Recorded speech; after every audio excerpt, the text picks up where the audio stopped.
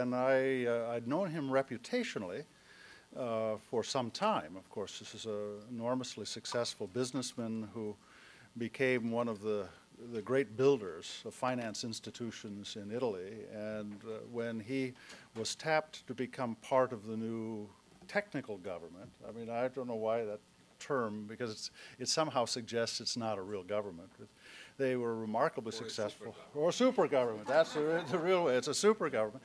It was, and I'd learned about him and was so anxious to have a chance that we might have him come to Washington. I can't personally think of a better time for this because of, talk about, you know, the only place that's got crazier politics than Washington these days, I think, is Rome. I mean, gosh, I'm looking forward to figuring this out. I mean, I've been so anxious to have a chance. We've talked a little bit about it. And of course, it is an unstable situation that we have right now. We have an unstable situation over here. We just stumbled through something none of us thought was conceivable, that we would have politicians pick up a gun, hold it to their own head, and pull the trigger. And they did it, you know, through the sequester. So believe me, there's nothing that I mean to say by disparagement when I say you've got unstable and dynamic politics in Italy. And I hope you'll talk a little bit about that, because it tends to give an impression about the country that isn't true. I mean, when you think about this is a country that's really underappreciated in American political circles, in Washington policy circles. The size of the country, the sophistication of its economy, the success of its industry, this is not understood. So I hope that you'll spend a bit of time sharing these insights with us, Minister. Thank you for coming. I would like to say I've made a hell of a build-up to the Minister about all of you. So I'm sure hoping that you're going to honor that with good, solid questions, penetrating questions. We'll all get more out of it for that. So would you please welcome, are you going to say some words of introduction, Heather? You've done it all. Well, then why don't you say words of appreciation with your applause and welcoming the Minister. Thank you.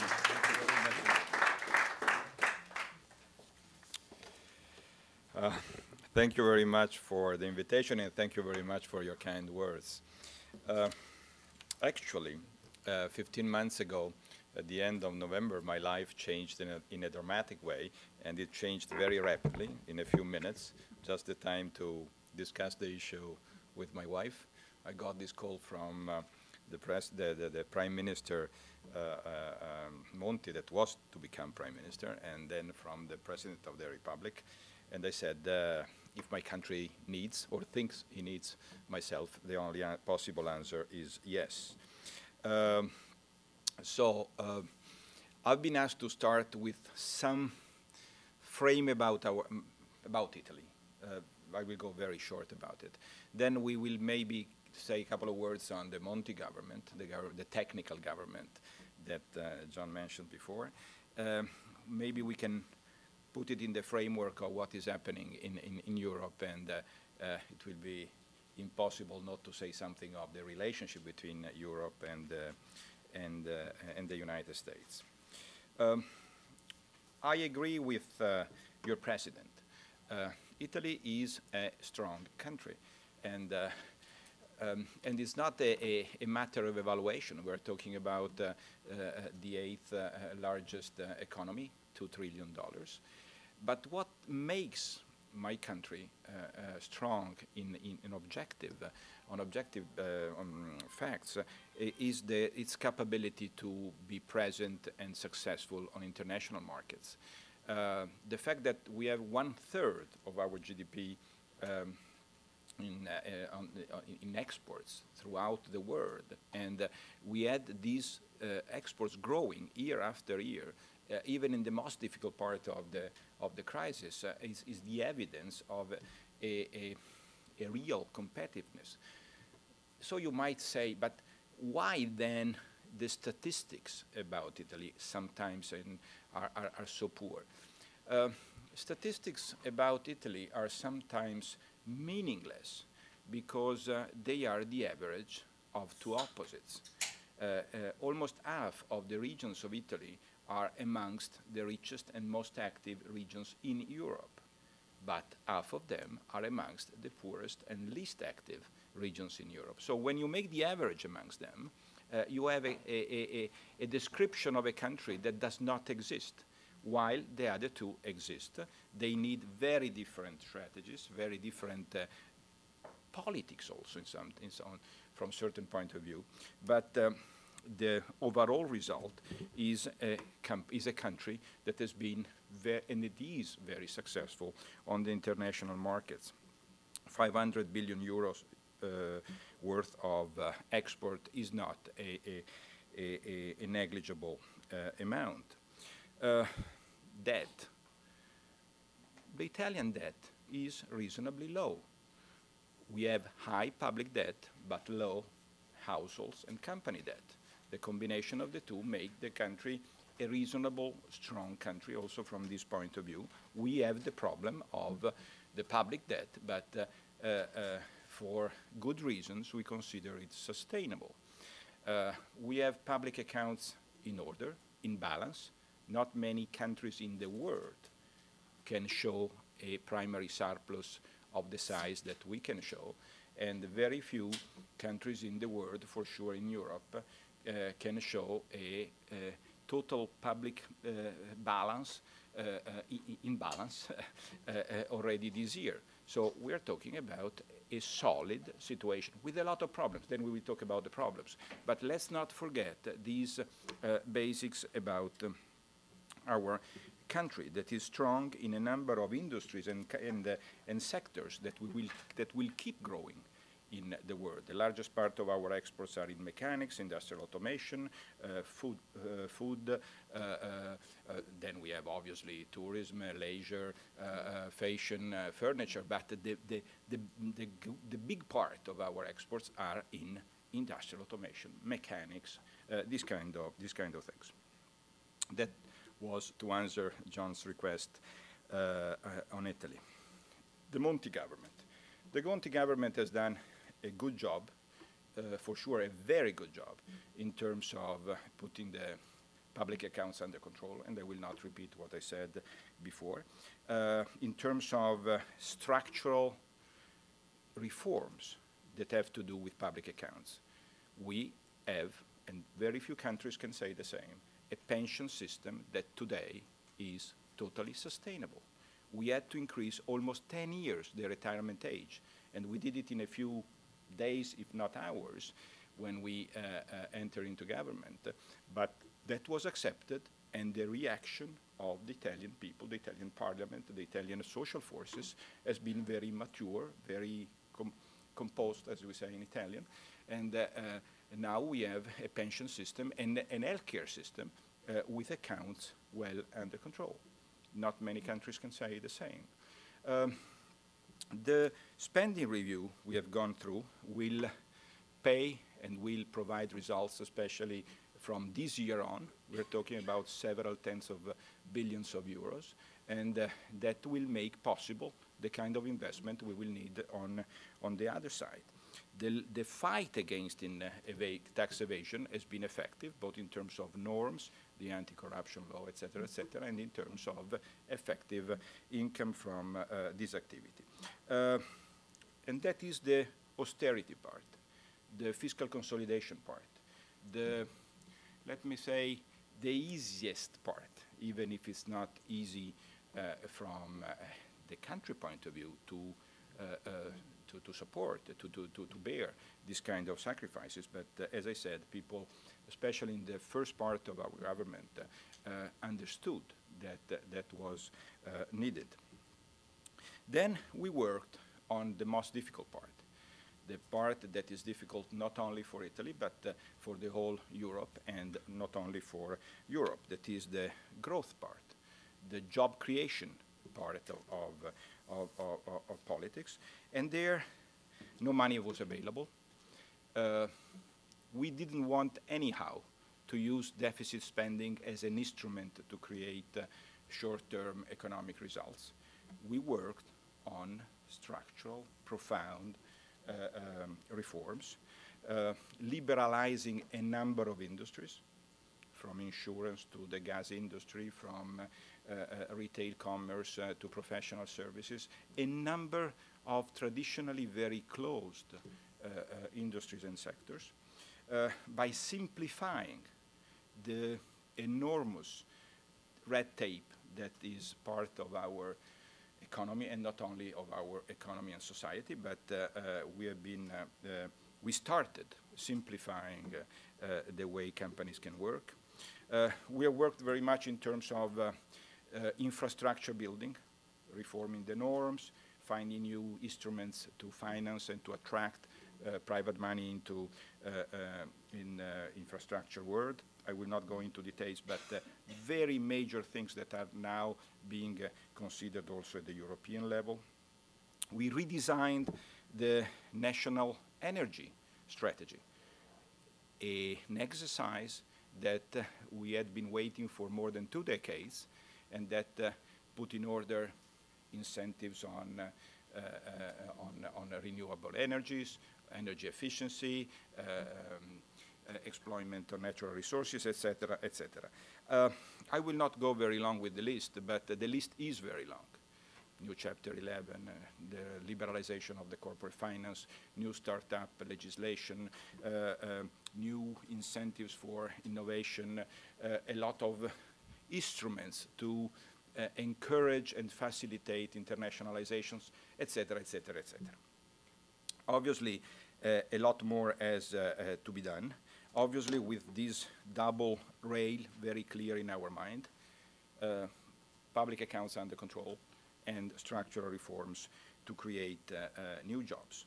New jobs is our priority, because the number of people that suffer from malaise related to job, lack of job, is really becoming in Europe, and certainly in Italy, very high. When I say malaise, I'm not talking only about unemployed people, officially unemployed people. I talk about inactive, discouraged people that are not looking for a job anymore.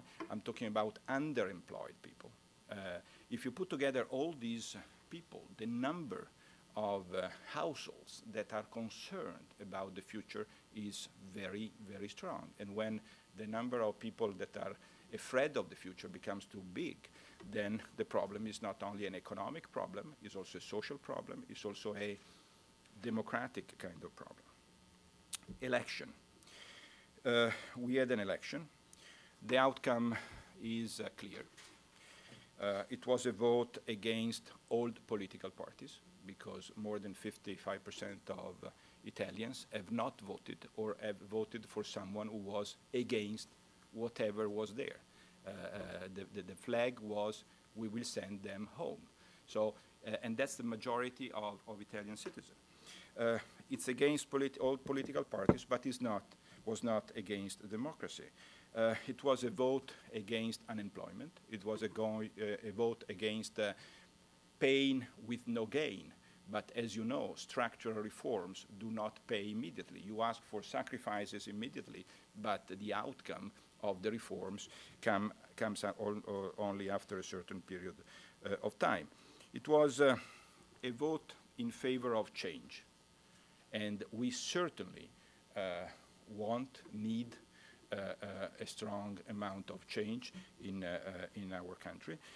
For sure, the new parliament has shows a number of good changes, the average age, the number of women. So certainly it's a step in the direction of change, even if some of the proposals that the most surprisingly winning party is putting on the table are not in the interest of Italy, especially those against Europe. But in any case, we have to look at the results of this election as a step in exactly the direction of change. Instability, for sure it will be very difficult, if not impossible, to create a stable majority in the Senate, because the three components are, all of them, very strong, very incompatible, ideologically and personally. So that is certainly something we will have to take into account. And we will maybe discuss it later if questions are will be done on this point. For sure, we will manage this situation. Democratic institutions in our country are very solid. We have a very strong and capable president of the republic. Our government, the Monti government, is still in charge, and we will cover the interim period in full capacity. And the European framework is there, is the guardrail for all the other policies. And I'm totally convinced that the very largest majority of Italians consider the European framework unchallenged. Europe. I was surprised a few days ago in a seminar here in the States that the European project and the euro were considered the same thing. So euro and Europe, the same. Euro is an important part of the European project, but the European project and dream, let me use this word, is much more than that. The kind of exercise Europe is doing after millennia of wars is something much wider than that. We are guaranteeing our continent peace. We are transferring sovereign rights in a peaceful way, and we are building something that history never done before. Obviously, it's a bumpy road. A number of decisions have not been taken in the most rational sequence. We had to enlarge the European Union before deepening the European institutions, before we had to manage the Soviet Union collapse. We introduced a common currency before building all the fiscal budget, the common fiscal budget policies, before building all the institutions, before building all the governance mechanism. But history sometimes goes not exactly in line with procedures. We have managed the first crisis, the one coming from the Atlantic, in a reasonably decent way. We have not managed the second crisis, the sovereign risk crisis, in the best possible way.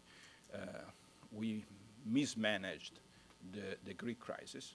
Never forget that Greece accounts for 2% of the European GDP. So never forget that it accounts for 2% of GDP.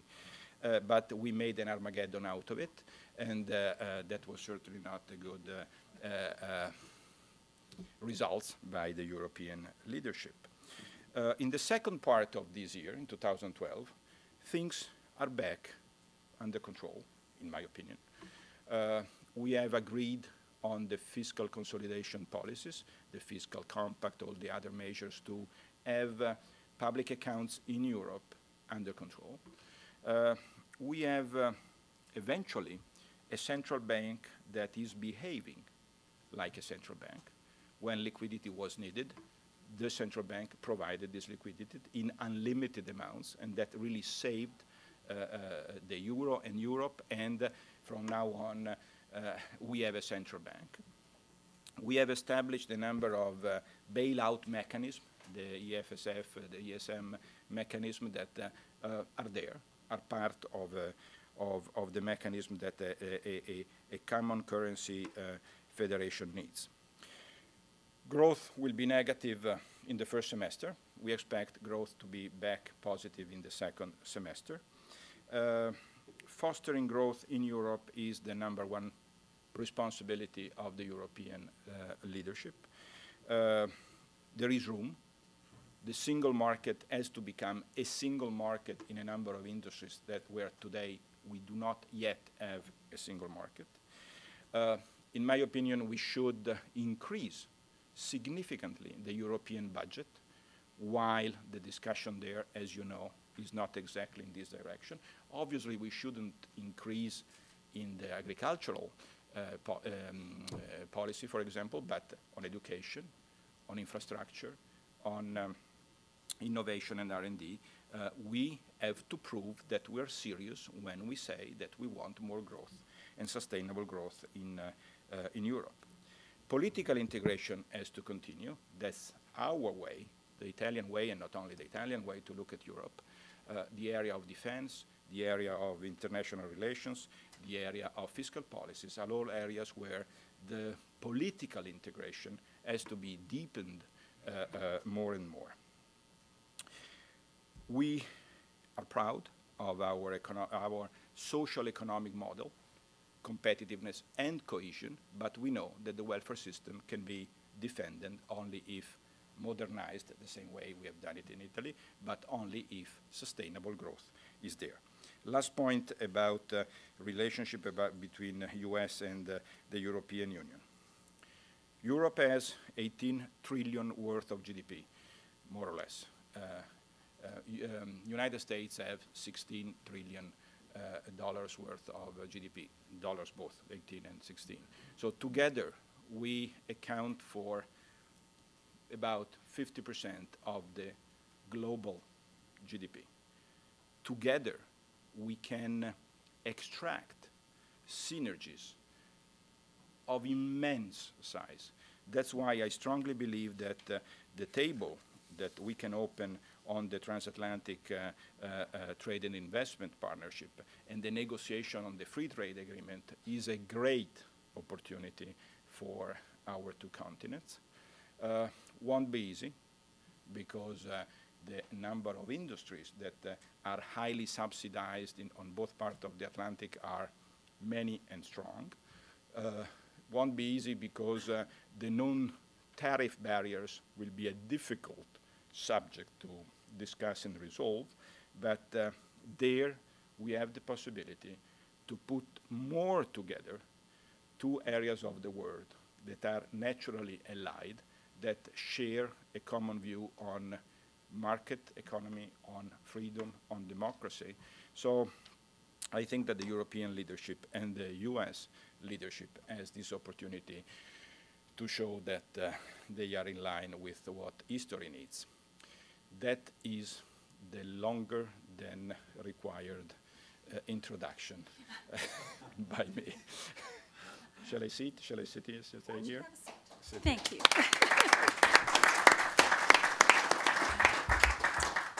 Well, Mr. Minister, thank you very much. That was a wonderful framing of the discussion, and I will let you in. What Dr. Hamre was saying was this audience is going to be very tough. They're going to ask some really tough questions. So, Mr. Minister, I'm going to let you take a quick breath to prepare for these very tough questions. Again, just to welcome everyone, my name is Heather Conley. I'm Senior Fellow and Director of the Europe program here at CSIS, and we are so delighted to have the Minister here to help explain so much of what is going on today in Italy and in Europe. But today also gives me an opportunity to welcome a new member of the CSIS family. I don't know if you believe that people are sent to you at the right time in the right place, but Simone Benforad was sent to CSIS at a most opportune time. Simone is our new senior associate in the Europe program. Before, at the end of last year, Simone was the CEO of Finmeccanica North America and has had an extensive career with Finmeccanica, but also with major Italian energy companies and major industrial concerns. And just as the election season began, Simone came to CSIS and has been helping us understand the impact, the dynamics, and certainly what this means for transatlantic relations. So I thought what I'd do is turn it over to Simone just to start us with the questions. I'm going to pop in here. So we're going to give the Minister a little chance to warm up, and then we're going to unleash you on him for the rest of the conversation. First and then oh, no. We dive right into the deep end here. So, but we'll let Simone begin. Welcome, and we're so delighted to have you with us at CSIS. Thank you. Thank you for the nice introduction, Heather. And I hope that for my next assignment after CSIS, I will not be so troublesome to Italy, because if you say that the election coincided with my coming to CSIS, I hope that's not be the case. I'm happy to pass on to the next question, the tough one. I will try to ask a question that is not tough. And Corrado, you have mentioned many times the word leadership in your introduction. And because I take your point, which I think is very important, that Europe is more an historical, political, and social project and idea rather than just the economic project of Europe, which is one of the tools to build Europe, and that Europe is also something old in the sense that has been around forever as a concept, but the real process, we just have to remember a few dates. Maastricht was 1992, the Schengen was 1995, the enlargement was 2004. So it's really recent, and it's difficult to judge on developments in a short period of time. My question is, some of the difficulties that the Euro project is encountering, do they depend on leadership? I mean, does Europe have the right leaders to continue this project? If not, or if yes, only partially, what does it take for this leadership to be restored, to be up to the job, in your opinion, in terms of the politician in Europe?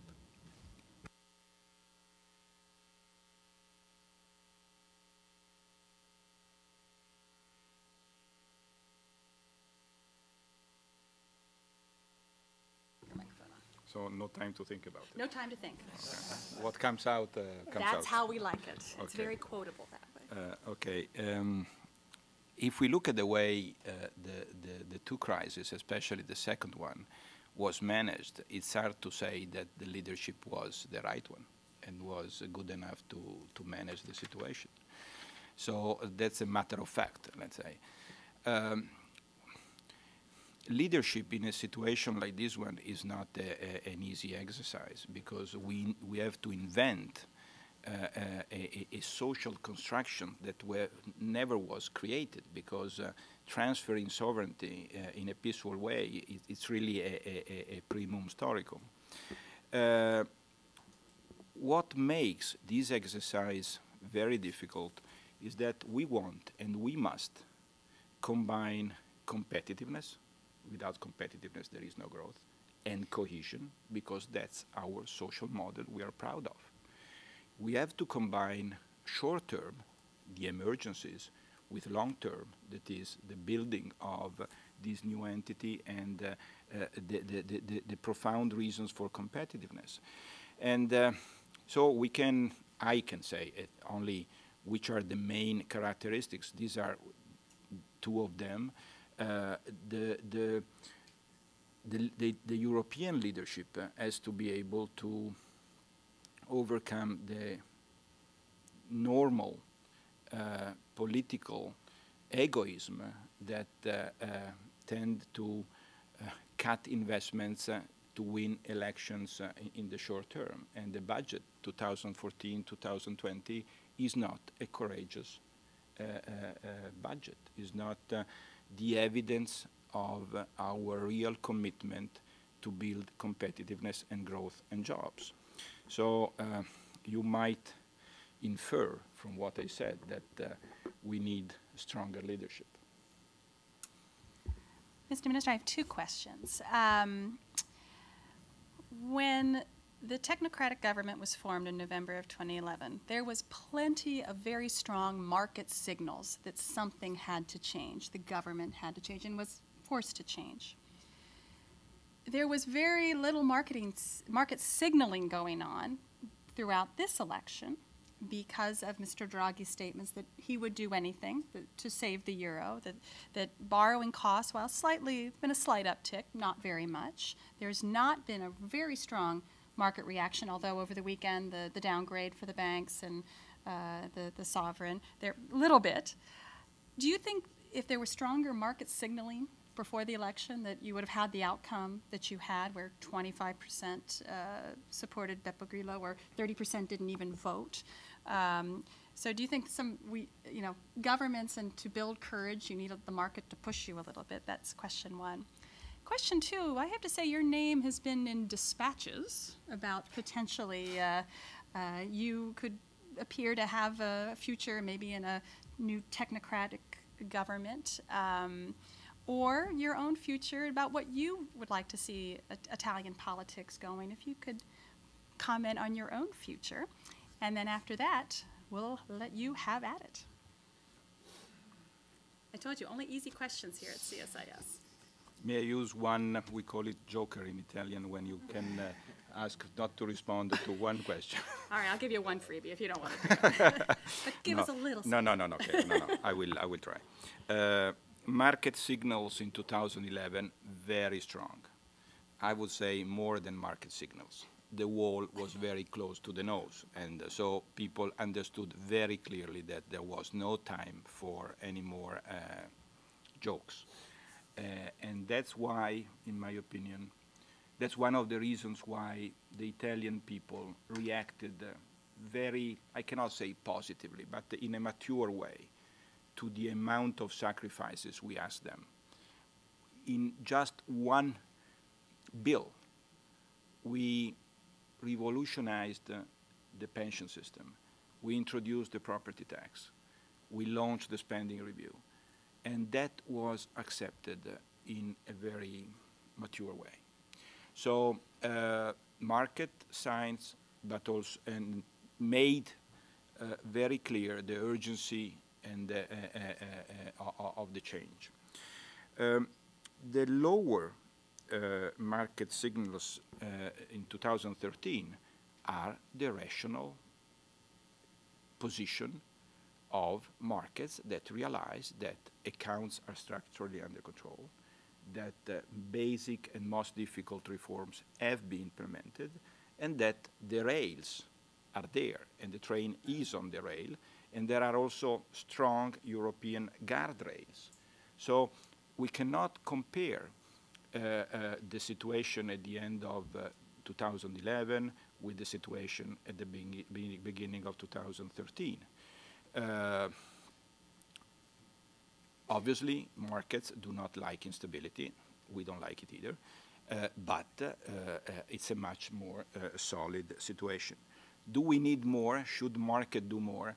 No, I think that market signals can help, but at the end, it's a country that has to decide to do what it is needed to do to be done, and even without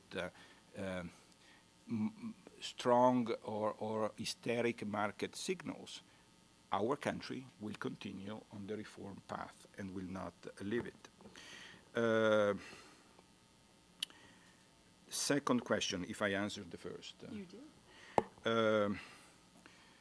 What will happen, nobody knows. As I said, the composition of the Senate makes a long-term structural coalition almost impossible. One possibility, but that it will be the President of the Republic to decide, is a program government to reform some political institutions, the electoral law, a number of urgency in the economic world, and that's a possibility. We decided to serve the country 15 months ago, and if I went back, I would do the same. So I cannot say that I wouldn't be available in case of need to continue serving my country. But more than that, is not confidentiality, is that there is nothing to talk about. Wonderful. Well, let's turn this over to you.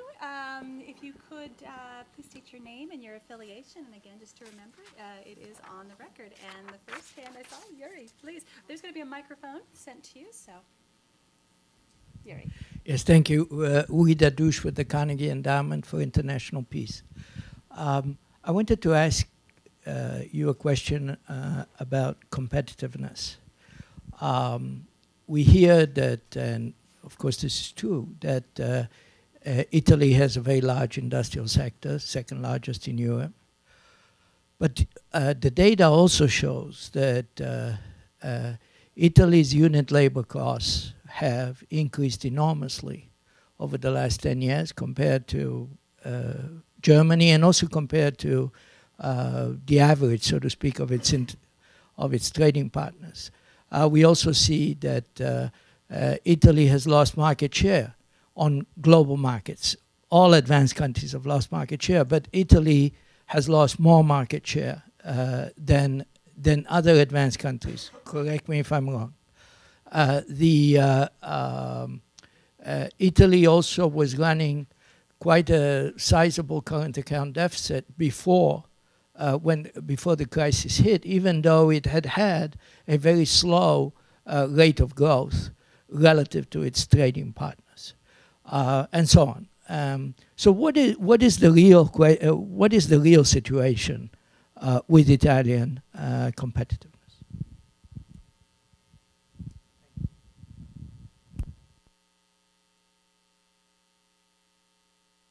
Won't take more than 2 hours. Quick seminar.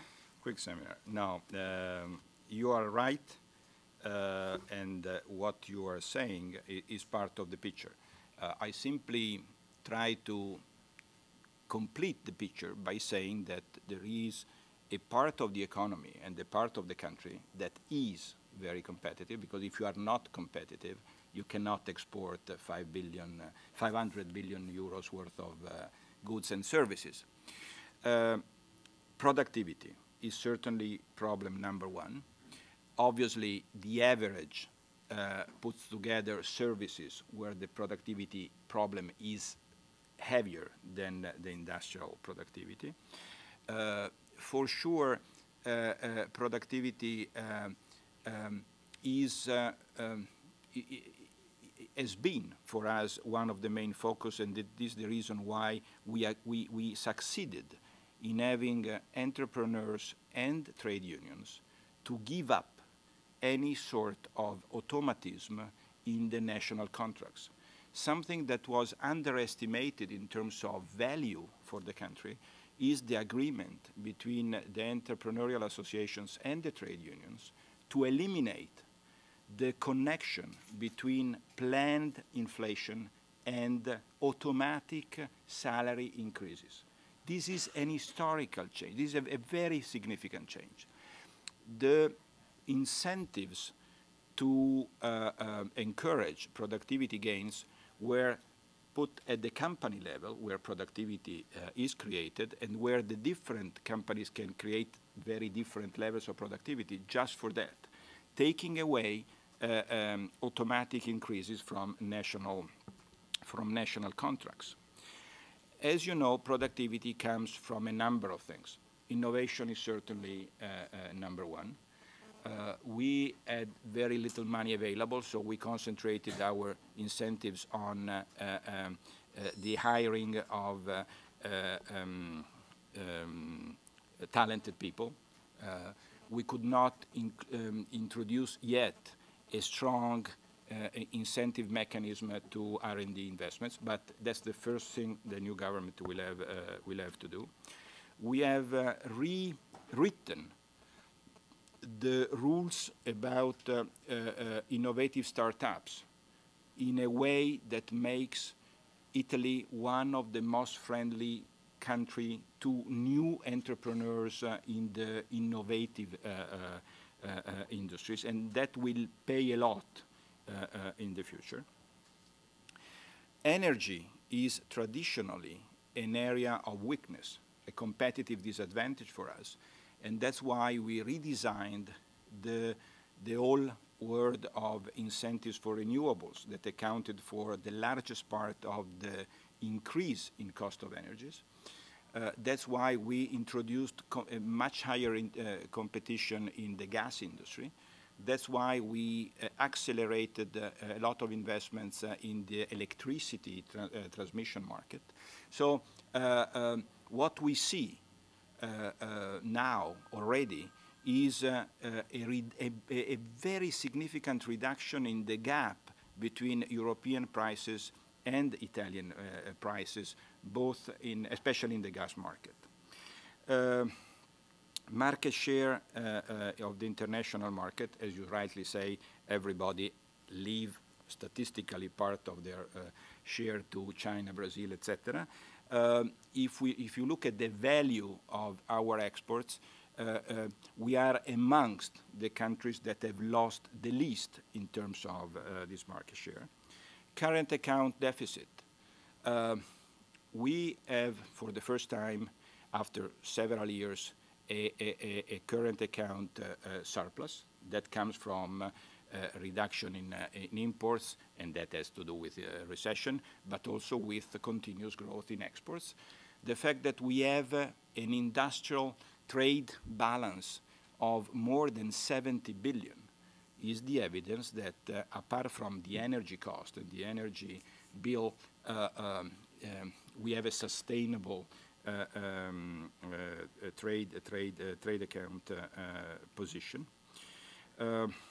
So the situation, as you were saying, has a number of components, and not all of them go in the same direction, but we have to work on the weaknesses, and we have to put value in where we're strong. I would also imagine judicial reform is one of those packages as No, well, no, no, no. streamlining that. I was a bit shy about the length of the answer. Oh, because sorry.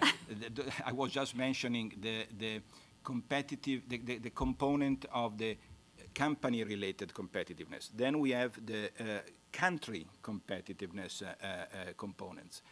Infrastructure is the main, and we are catching up with the gap. The judiciary is a main weakness of the country, and that's why we created the courts for the companies. That's why we reorganized the courts on the Italian territory. That's why we rewrote the bankruptcy law, and we created a sort of Chapter 11, same model of the US. Education is a basic thing, and there we have to invest more. Functioning of the public administration, there we started with a number of simplifications, with a very strong digital agenda, and with a number of laws, especially anti-corruption laws, that will pay in the medium term. But I agree with you. I said 2 hours, so it was even less than that. And I see so many hands, you're going to be here for a while. Nicholas and then Alex. Nicolas Veron at the Peterson Institute for International Economics here and at Bruegel in Brussels. Minister, may I ask questions about your reading of the election? And you have already commented on this, but I have two specific questions. Many people here see the result of the election as a failure for the Monti list. Do you see it that way? And if you do, can you explain us why you think this failure happened? And the other question is about the relationship to Europe. Many people here see both the group led by Mr. Berlusconi and the Five-Star Movement as broadly Eurosceptic votes. And this is something new because Italy has traditionally been one of the most Europhile countries in the European Union. So do you see it as a change of direction in the relationship of Italy with the European Union in general? Or if you don't, can you tell us why? Thank you very much. Election and results of the Monti list. Prime Minister Monti got 10%. That for a party that is just at the first trial is not a negligible figure. The reasons why I think the results was not higher than that are at least 2 or 3. The first one, the Monti list was not perceived by a number of Italians as a totally and strongly new offer, because they decided to ally with a number of existing entities, and that certainly did not help. Second, we have an electoral law that polarizes very much. So at the end, when you have two big players getting very close to each other, citizens, voters, tend to vote for one of the two, because the last vote can make a total difference, because the one who wins gets all, like in the lower chamber. So the kind of electoral law certainly did not help the creation of a third pole in the center. For all these reasons, the results were lower than expected, or lower than some people might have expected. And we forgot the main reason. I mean, when you introduce reforms, you don't gain so much popularity. I mean, we had other cases in history when very good governments have done what was needed for their countries. They lost the election, but they made the success and the strength of their country. And you had the relationship to Europe question. No, okay, sure, you're right. That was for Monte. In the electoral contest, the two parties you mentioned have used the European issues sometimes in a demagogic way. I personally do not think that Europe is, and the European framework and the European commitments can be or will be put into question by anybody in the country. Even if in the demagogy of the electoral fight, some strong words have been said by the two parties you mentioned. So it's really part of what the largest majority of Italians believe. We have introduced a number of very strong laws that defend the reforms and the structural balance of our accounts. So I would say something that I don't believe is true if I said that the European consistency will be put under pressure. And we have a microphone. When you were speaking, Minister, I was thinking that's exactly what Gerhard Schröder thinks about the Hartz reforms to Angela Merkel's economic success. But Merkel is still thanking for what he did. As you were speaking, that's exactly what I was thinking. And my question follows up on that. Actually, yes. Alex Passera with ASCGS, it's a think tank. Sorry? No, I don't. But I work for a think tank that takes a closer look to Germany. So my question is whether, like the Agenda 2010, whether you think that the Monti government achieved just enough to put the country on track, regardless of what kind of majority emerges from this crisis, or whether you fear that the new government, whichever color it may have, could actually stall or even reverse some of the measures that you have introduced in the past 15 months, given especially the messages, quite conflicting messages that we get from the leaders of the different parties, including the PD, that seem to put a premium on anti-austerity and on lavoro, work, but we don't understand quite how this jobs can be created. I wonder what your views are on that and how worried you are. My view is that we should not mix electoral slogans and a responsible management of the country. Whoever will be in the government and in the parliament will remember how close we got to the wall 2 years ago, 1.5 years ago. I cannot exclude that some improvements, marginal improvements to reforms that have been introduced will be done, and maybe rightly so.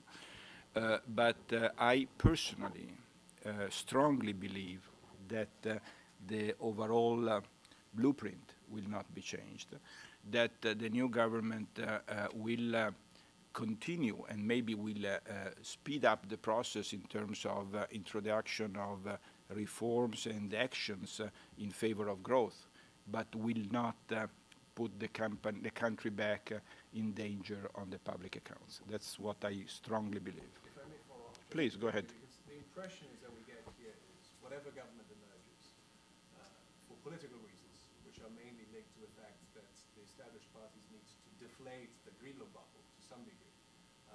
Maybe the new government, whether it's a technocratic government or institutional government or grand coalition even, would mainly focus on reducing the so-called costs of politics, because that is basically pandering to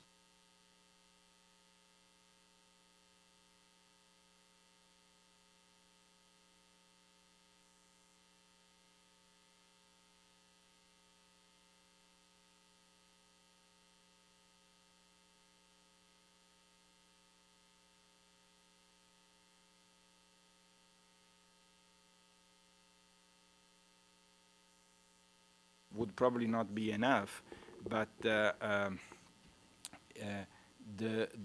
structural balance we have embedded in the public accounts is there, and the largest part of the savings, for example, that we have introduced with the spending review will arrive automatically this year and next year. So you don't have to do other things to get to the balance we have achieved structurally.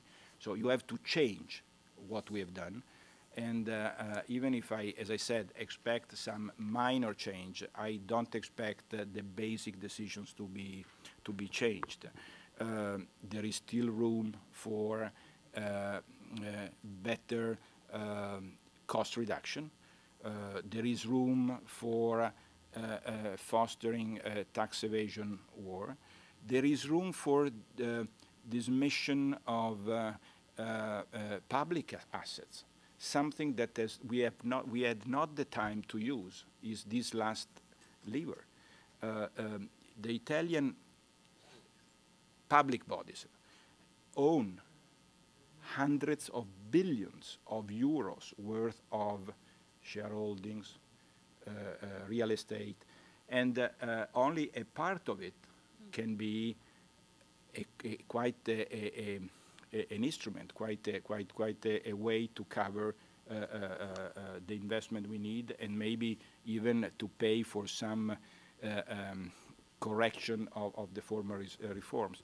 So there is room and there are reserves, if I can use this word, to defend what we have achieved in the 15 months. And that's what I think. As we're making the microphone over to Marisa in Milano, a quick question. There was a FT op-ed today, Wolfgang Mundkau, who said it's time for a new generation of Italian leaders. And part of the election result, as you said, it was against the traditional parties and traditional faces that Italian politics has produced in the last 20 and 30 years. Do you think it's time for a new generation of leaders? That's just a little teaser as we get to Marisa's question and then Emiliano's question. As I said before, I think that one of the good things about the outcome in the election is that the number of new members of the parliament, of young people, of women in the parliament is already a step in that direction. I believe that Italy, as on other occasions in history, is resisting to the rejuvenation of the managing class, the leadership position, and the message we got from the election is unequivocal. Great, Marisa. Marisa Lino with Northrop Grumman. I wonder if you might comment on the additional complications that are presented by the need to elect a new president of the Republic. Isn't his term mandate ending in the spring? April 15th. Yeah. Will that add complications? If there's only a limited number of individuals who could potentially be elected, and I wonder if you might comment on that. Thank you. Any hedging on the next president? If we could keep Giorgio Napolitano for the rest of the century, that I would sign, and that would be the best thing for our country. But 7 years are now finished, and we will elect a new one. There are several candidates, and history is also creative sometimes. And also on other occasions in the past, we said, how can we find someone like President X or President Z? And then we invented people like Napolitano, that has been the best in, one of the best in history. So we will elect one. Thank you, Esther. No, obviously, no. That apart from Joe, obviously the fact that the President of the Republic election, the election, the identification of the two prime minister are all overlapping is not making things easier. At the same time, I mean, we will cope with it. I mean, we have to cope with it. And the conclave We have begins the Pope. tomorrow. It's a lot going on. It's a lot going on. I would not consider that as relevant as as the President of the Republic. I mean, We'll see white smoke from Parliament and Vatican City. Thank you, Esther. I'm Emiliano Alessandri from the German Marshall Fund. Minister Passera, I think one of the keys to Italy's not only recovery but future success is changing not just the political class, and we have talked a lot about that, but also changing the relationship between political and economic elites, both at the local level, and we have had plenty of evidence lately of a very unhealthy relationship between large economic groups and political, public authorities at the local level, but also the relationship, at the national level, both when it comes to, drafting an economic strategy for the country and keeping those elements of competitiveness that we have talked about, and also, when it comes to the engagement of economic elites in politics. And the Monti government was a government of technocrats, as many have pointed out, but also of people like yourself who have served for a long time in very high-level executive positions in the private sector. So my question is, would you agree that there's something to be fixed and it should be a priority on whatever government we will have in the next few months? Something that has to be fixed in the relationship between economic and political elites. How can this be done? Where to start? And and at a deeper level, given that you got a lot of questions about the elections, how do you read the result in that half of Italy that you talked about, the north and the center-north half, which, as you said, resemble much more the rest of Europe in terms of economic potential, economic activity, but that keeps voting sometimes for parties that are a little bit out of the European mainstream, or at least doesn't really have an easy relationship with traditional parties, certainly with the center-left, which has been punished once more in the Italian north, with the Lombardia region going again to a Northern League representative. Well, the second part was really commenting about, it's a little bit different, but commenting about the political affiliations of, I'm not talking about large corporate groups, but small, the vast galaxy of small and medium enterprises in the center-north of Italy, which are either left without political representation or tend to go sometimes towards parties that are seen in Europe as not, fully European-minded, the Northern League or others. So, is there a problem of political representation of economic elites in Northern Italy? Thank you.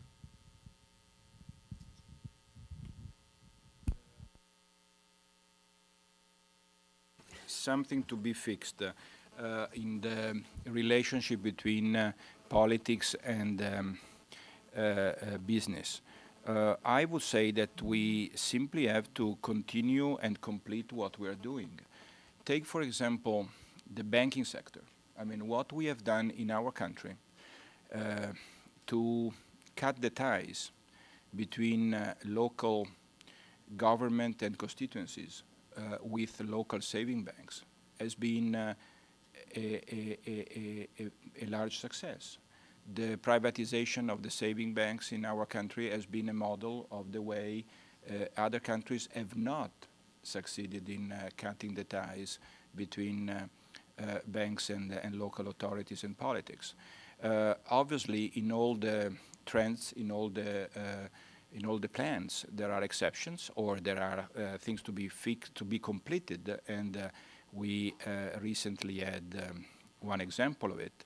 But if you look at the way the commercial banking industry has been liberalized, privatized, consolidated, and the way competition has been injected in that industry, very few other similar countries have done the same. We have to complete this total separation.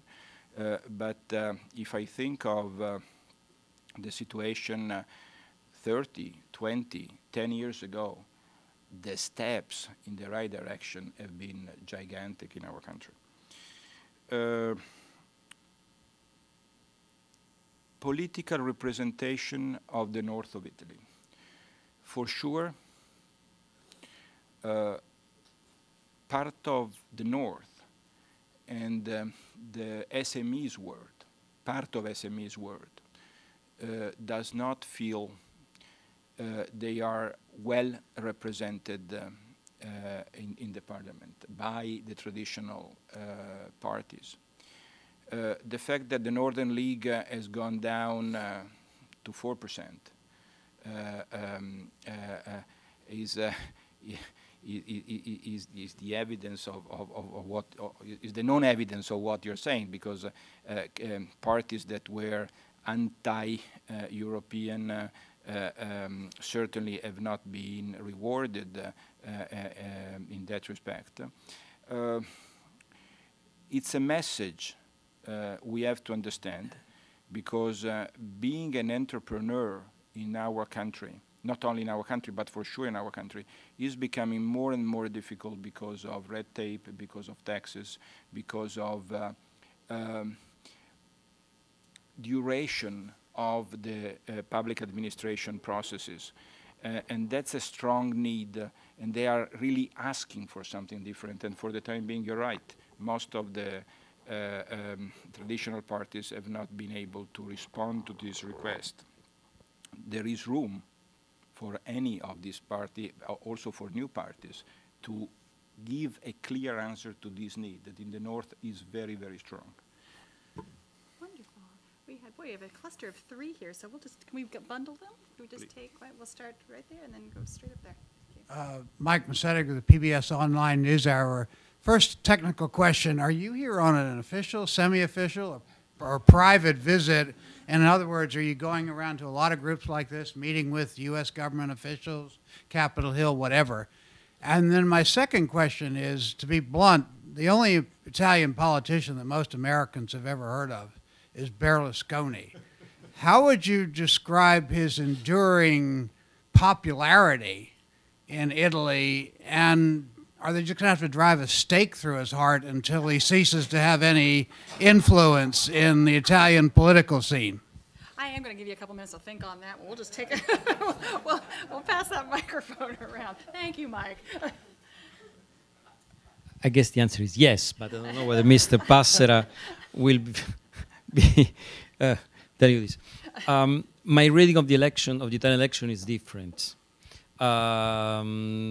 Is not at all a vote for change, is a vote against change, because people were afraid of reforms.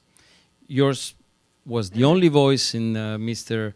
Monti's cabinet advocating that after the pain there was the gain. The pain was all that people felt. And the Financial Times now, and Mr. Munkau tells us today that it's great that we get so many kids in parliament. I encourage you to read on Google what these kids stand for. They don't believe that September 11 was masterminded by terrorists, but by the international bankers. They believe that any public project in Italy is bad, that they should live in caves, and pretty much that growth is bad. So I'd rather have a lot of old guys believing better things. My question is, how can we now do the second step? How can we explain the reforms are good? And especially in the South, that voted mostly for Berlusconi and Grillo, and that seems particularly afraid of reforms and of Europe. Thank you.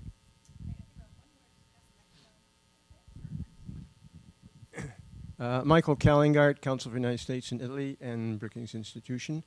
2 questions. First one requires just 1 word, and I hope it's not no, which is, you of course are still minister, Mario Monti is still prime minister. Would you hazard a guess of the month in which that government will be replaced by another government? Second, guess the month in which the Monti... No. Because I'm sorry, I phrased it, would you give, and I don't want to say, no, you wouldn't give us. So that was trying to be too clever. I'm sorry. Second question, coming back to your answer to Simone's question at the beginning about leadership and new blood, etc. Clearly, there will be a sizable number of new members of parliament, particularly Chamber of Deputies, from the Grillo five-star movement. Do you have some ideas on what that will mean in terms of the political system, both how it will work and just the how the fact of having new blood and a lot of inexperienced people, will that be good or not so good, and how will it help to renew the political leadership?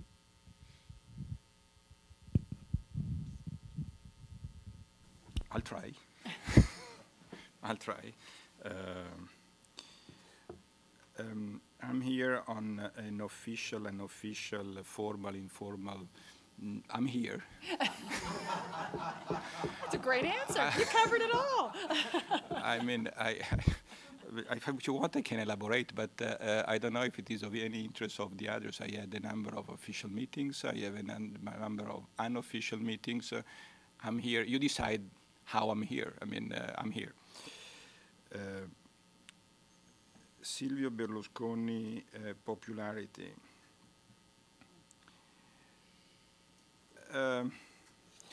I took the risk of creating a government crisis a few weeks ago, a few weeks before the end of the government, the end of the legislation, by saying that it would have not been in the interest of our country a comeback by Mr. Berlusconi, and I strongly believe that this is true.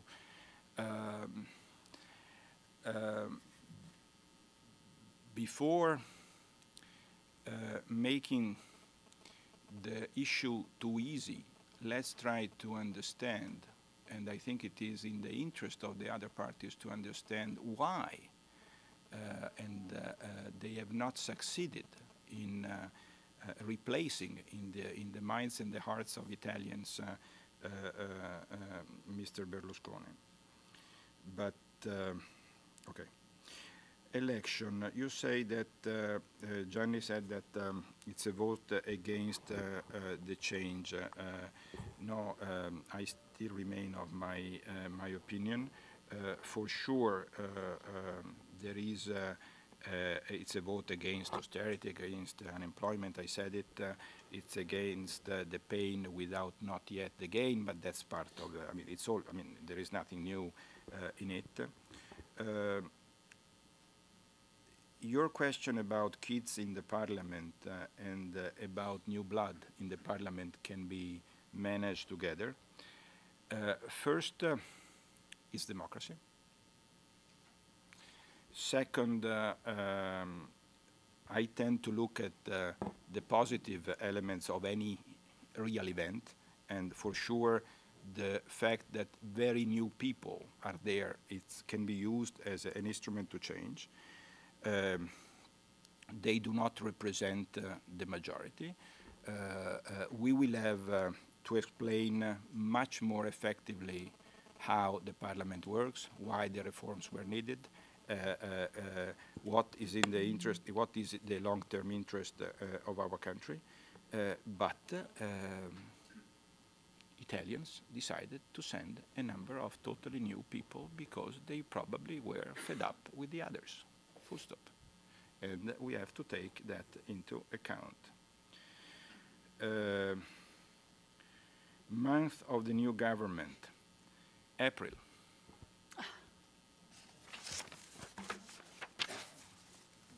Excellent. We have a question over here. At two. Oh, and two. Dirk's back there. So we'll bundle those. We'll take one. Sir, would you mind elucidating on the issue of nuclear? Do you mind? I'm John Koichev, graduate of the U.S. Naval War College, and I have two short questions. Would you mind elucidating more about the nuclear energy? That's an issue that became evident during the elections. I understood nuclear, but nothing nuclear else. power. Nuclear power. Yeah, no, nuclear power. for Berlusconi sure, not nuclear proposed. sex. Yeah, but, Berlusconi often the politicians were often seduced by grand ideas that would be grabbed by the voce of the popular, and then they would become even more popular if they are accomplished. And so is the nuclear energy. Italy is a seismic country, and suddenly there is a plan to build a lot of, or few, nuclear plants. In the past, in diplomacy, when we dealt with these questions, we connected the electric power grid of 2 countries or 3 countries, and Italy has 4 neighbors. What are the prospects? Can you elucidate some more about nuclear energy, how it is going? And a lot of people who are 3rd generation engineers remember the old leaders who built, harnessed rivers and built hydroelectric power plants. Now we are facing the global change, that there is not deep snow. If you want to use a hydroelectric impounding reservoir for hydroelectric purposes for water supply, you need water, and that comes with snow, not with rain. And what is the discussion here? Is it simply political ambitions to introduce nuclear power? Is there an opportunity to connect France, which is not seismic, which has a lot of nuclear power plants, with the electric grid of Italy? And the second question is very short. What are you doing to continue the wonderful role of technocrats in preserving the national defense industrial base?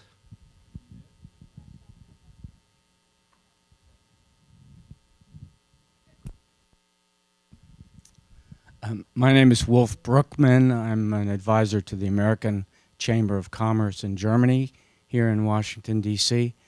And Mr. Minister, I wonder if you could go back to the large question of building Europe for a moment.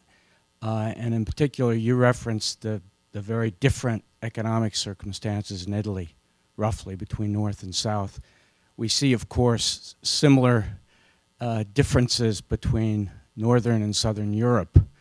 And obviously, this has led to some very strong differences of views about how to build Europe. And we see that dynamic at play every time there's a summit meeting in Brussels. Could you give us your views on trying to bridge that gap?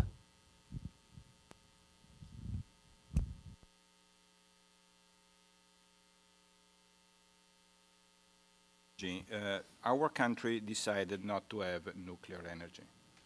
That is a very clear, very definite, no ifs and no buts, no nuclear energy. We, luckily enough, have an interesting percentage of our electricity. Now I don't remember the figure, so I will not give it to you. Through hydroelectrical plants, and the amount of electricity that will be created, that will be made through renewable energies, will reach very soon the level of 35–36%. That is a reasonably good percentage. What will make, one of the things that will make a country like ours that does not have natural resources safer is what you mentioned, is the connections between Italy and the rest of the world through grids, gas and electricity, smart grids, so going in both direction and usable in any conditions. As far as gas, we are working very hard to have the 3rd source of gas becoming a gas pipe from Azerbaijan through Turkey, through Greece, through Albania, directly to Italy. We already have 2 big pipes from Africa and 2 big ones from the north, but we believe that there is a value in opening this new pipe. The name is TAP, T-A-P.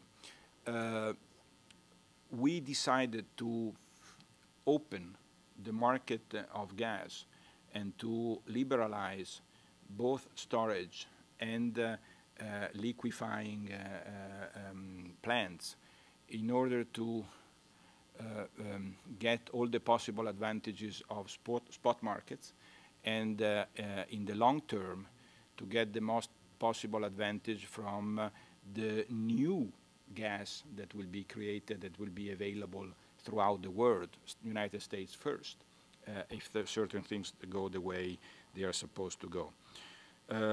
The new national energy strategy takes care of all these elements, and I think that provides a good framework for making our country less dependent, more safe in terms of long-term supply, and more capable to reduce the cost gap that is still there with the rest of Europe. Defense of the industrial base. In our country, the number of companies and that are really that need this kind of defense is not that high. We have introduced, according to European laws, the golden share, the possibility for the government to block or to correct M&As regarding strategically important defense companies, but it's not a major problem of the country. Building Europe and bridging the big differences. Big differences were there, are here, will partially remain. We have to manage our internal differences. You have done it very effectively in your country. You are the evidence that major differences within a country can be managed. The difference between the north and the south of Europe was there and will be progressively, in my opinion, reduced. The kind of reforms we have introduced in Italy are the evidence that these differences can be reduced in a reasonably rapid period of time. Differences will remain, and let me tell you something that maybe is politically incorrect, and luckily so, because globalization, in my opinion, proves that if you don't want to play only the social dumping lever, you have to have something different from the others. And some differences in Europe have to be, within Europe, have to be defended.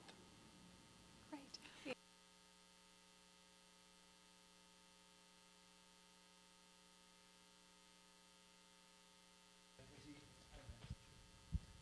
Matthew Melchior with the Competitive Enterprise Institute and also with Johns Hopkins SAIS. Mr. Minister, given that Italy has the highest rating of service sector protection in OECD high-income countries and some of the most professional service sector regulation, and this is a figure from the OECD, and also some of the most rigid labor markets, doing not least in part from the Statute of Workers in Article 18 in particular. How do you see reform shaping up in the near future on these two topics? Mario Monti was right, I think, to pursue reform last spring in both the service sector and regarding labor, in particular non-service sector related labor. But a lot of the reforms got watered down through negotiations with the PD and also with unions. And so do you see that in the near future there'll be any more proclivity to revisit this issue? And not just from the government, but also from a popular perspective from the people?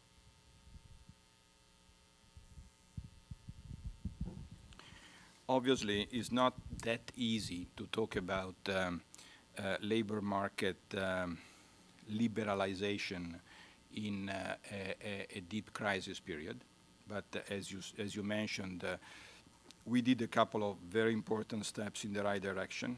That's not finished. Please don't consider the Italian market, as you said, if I understood correctly, the most rigid in Europe, because I have personally managed a number of major restructurings in Italy and outside of Italy. And restructuring a company in Italy, if you have the right plans and if you have the right managers, is certainly not more difficult than in France, Germany, Sweden, and Spain. So please, let's not live on some stereotypes that are still there and that are not anymore true. We have a law, the so-called 223, that makes company restructuring much more possible and feasible.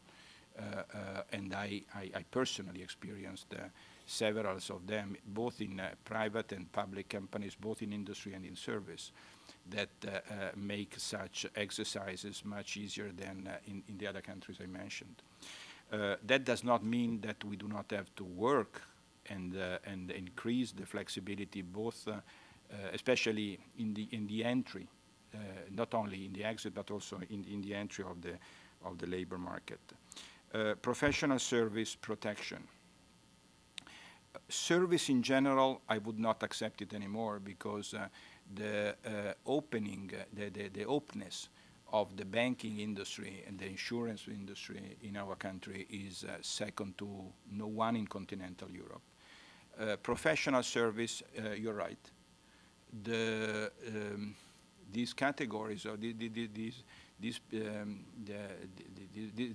the representative of these jobs are very strong. They have watered down the reform we got approved in the parliament at the beginning of our government with the vote of everybody, almost of everybody. So that is the evidence of their strength in the parliament.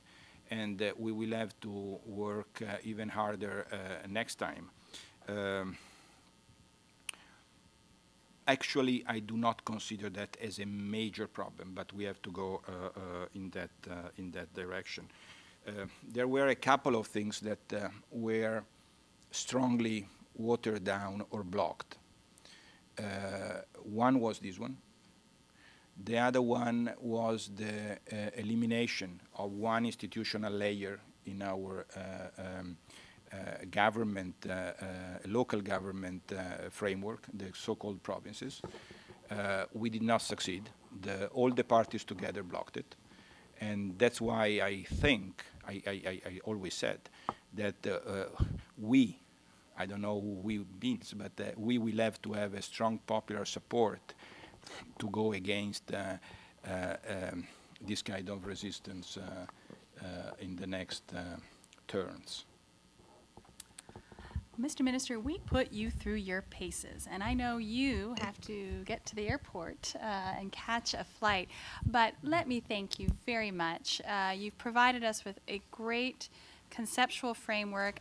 I know you encountered a lot of skepticism during your visit here, and thank you for helping us understand both the progress and the challenges that remain. And thank you to our audience. They were tough, thoughtful questions, and I expect nothing less from a CSIS audience. So with that, on behalf of Simone and myself, thank you again for your wonderful remarks, and thank you.